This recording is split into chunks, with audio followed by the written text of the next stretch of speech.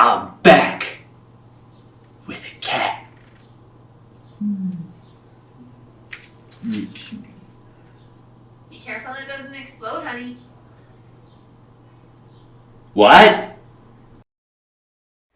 Good morning, everybody, and welcome back to Twister Strudel for another episode of the Digital Board Gamer. That is right, we are back after a short hiatus, and I'm excited to bring you a game that has actually been recommended by someone on the Instagram page quite a while ago. In fact, our next two episodes are going to be focused on that. So if there's any games that you would like me to review over the next who knows how long, feel free to comment and I'll get to as many games as I possibly can. However, for today, we're going to be looking at one particular game called Exploding Kittens.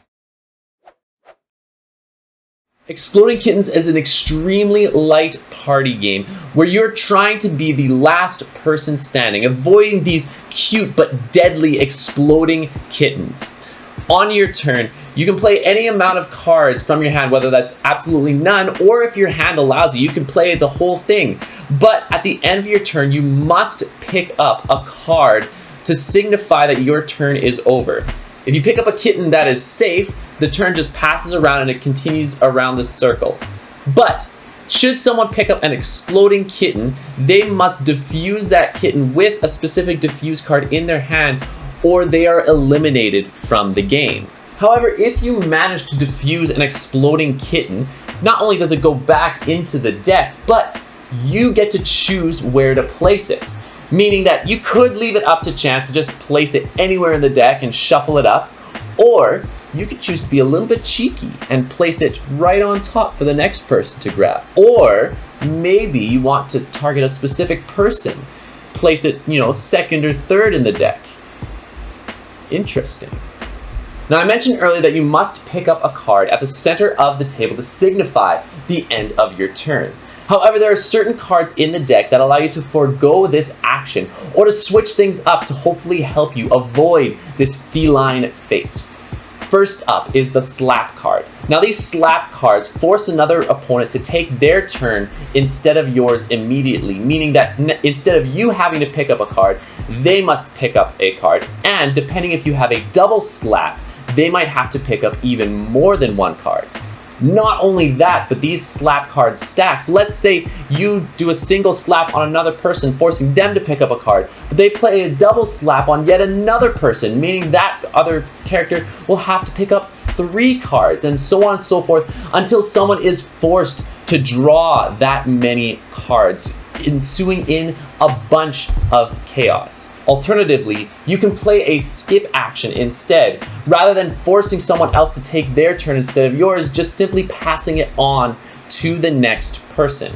Other card effects include drawing from the bottom instead of the top, seeing the future, which allows you to take the top 3 cards without switching them and putting them back, allowing you to know what's happening next. A reverse card, which reverses the order of the play around your table. A shuffle card, which shuffles the deck and randomizes everything once more. Or a steal a card card, which allows you to take a card from your opponent exactly like the favorite cards that you find in the physical card game. And that is all in regards to the rules of the game. Now, if you are aware of the physical card version, then you're going to notice a couple of differences between that and this version of the game, the digital version. One of the most notable differences are the exclusion of the nope cards, which in the card game allow you to negate any actions that are played either against you or against someone else. So let's say someone plays a slap card against you, rather than actually having to take that action, you can just say nope, and it goes right back to the other person. You'll also notice that there are no general cards that are in this version. Now, in the physical version, you can use different sets of cards to do different things, whether that's to draw a card from a diffuse pile or steal a card from another player. However, that is not present in this app. You'll find that this is very streamlined in regards to the amount of cards that are in this game for better or for worse, depending on how you look at it. On the one hand, the omission of these cards takes away a little bit of those choices and a little bit of that strategic play. Even though it is a very light party game, those small strategic moments, it does matter, and it will change the game dramatically. However, on the other hand, you find that it is a much more streamlined, faster, quicker game. And for a party game like this, especially on a digital version where you could just play it for 5 minutes and already be done one round, maybe even less, that is sometimes fantastic and all you need. Now, the app itself is incredibly intuitive for the most part. To start, as with any great app, it has a wonderful tutorial that is simple and yet effective as to guiding you to how this game plays and the controls that you need to know. And the controls themselves are extremely intuitive. I mean, to look at an effect, you just have to tap the card and hold it, and it will show you that effect. It'll pop up. If you want to play a card, you just simply have to drag the card from the bottom of your screen to the center, and it will be played. And if you want to draw a card from the deck, you just tap the card from the deck and draw it down. The controls are wonderful and work effortlessly. Moreover, there's a meter on the side that shows the probability of you drawing an exploding kitten at the top of the deck, which is very, very helpful in understanding the chances you have. If you really do know that it is random, the chances you have of drawing an exploding kitten card. And even as the game goes on and things ramp up, the meter itself will start to shake as the probability gets bigger and bigger, creating an even more tense situation. Now, with that being said, there are 3 specific critiques that I have for this game. The first being the sounds and the music, or really the lack thereof in regards to the latter. There is no background track to this game, which in some ways makes sense if you're playing with people online with voice chat or in person. It kind of is less cluttered, but if you want that option, it doesn't really have it. You can't toggle it on or off. It's just not present. Although on the plus side, I guess I could also use Spotify to use music that seems appropriate at the time.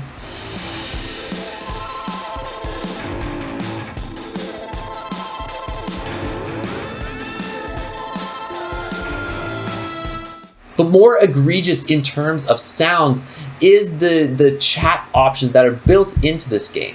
Now again, you can negate this with the fact that you can use voice chat or speak with people in person, but as far as the chat options that are built into the app itself, it is awkward at best. And I get why they did this, especially when it's an app that appeals to kids. Some of the interactions online can be quite interesting, to say the least. But if you have sounds on, whether it's the AI delivering it or you're putting it in yourself, the delivery of many of the lines sounds off, and it's okay at best and cringy at the worst. I am full of fear. Why me? Wow. LOL. And while you can definitely turn all of the sounds off, I wouldn't have minded an option to turn just the chat options off so that I could still have the sounds that come with the card effects to keep myself immersed in the experience. Although the chat options do produce a laugh every once in a while, regardless of how cringy it is. The second issue that I personally have is the streamlining of the game itself. Now, by getting rid of the nope and the basic cards, I mean, sure, you get a little bit of a quicker game, which might be nice for some, but I feel like they're adding chaos just for the sake of being more chaotic. And while some might like that quicker pace, I find that with the original game, you had a little bit more agency and a little bit more interactivity between the players, and what little strategic depth that the physical game offered, I feel like it's stripped away from this app right here. And while you can always buy more expansion packs to add more cards to the gameplay, with the core box, it just strips the original of that fun that it has, and just, like I said, feels more chaotic than it needs to be without any strategic reward. Now, the last 2 problems aren't major factors. In fact, I would consider them nothing compared to the hairball of an issue that I have with this last critique. Apart from it being a switch up of the original card game, the fact is that this is meant to be a very light, raucous experience that is meant to be played with friends. It isn't a strategic game, nor does it present much in and of itself, but rather what makes this experience work is that it can be a tool used to create some incredible laugh out loud moments between you and your friends that's partially created by the group you are playing this with. Whether it is targeting someone in revenge for playing an exploding kitten on you, or to place an exploding kitten right on the top, thinking that it will get someone only to have it come right around to you. It creates these wonderful moments, and yet that means the only way I would personally recommend playing this game using the app is if you have friends who you don't necessarily get together with very often, who are all willing to pay the $2 to $3 it takes to play this game. And the fact that everyone involved needs to pay to play the app, considering there isn't an actual pass and play option, it's probably the biggest omission in this app. Which may be easy if your friends don't live close together, or let's say some circumstances prevent you from meeting each other, like I don't know, a worldwide pandemic. But as things are opening up again, and especially for those who have the physical card game, I don't see a real major reason to get this app. I mean, if you're playing with strangers online or just with a single AI, and I will note you can only play with one computer AI at this moment, it just doesn't compare otherwise to the fact that this game was meant for you to play with your friends. So to wrap up, if you want a chaotic party game to play with your friends, if you don't have the game already, and you and your friends don't mind shelling out a couple of dollars to all experience this, if all of those things line up, then this could be something that is right for you. However, for one, if you have the actual game, then I see no reason to pick this up at all. And moreover, if you plan on getting together with your friends and you want a game, I would say pick up the physical version of this app. I mean, in most cases, playing the physical board game over the app is a great idea in general, but more so even for this. I would say this is a great for the one situation that this game can be designed for, which is, again, playing with people you aren't able to meet. But as regard to a solo experience, or a better online experience with strangers, or just a better time with friends, it pales in comparison to either its physical counterpart or other offerings that are out there in the app world. Now, if you'll excuse me, I'm gonna look if one of these seated future cards can give me a look into my own future.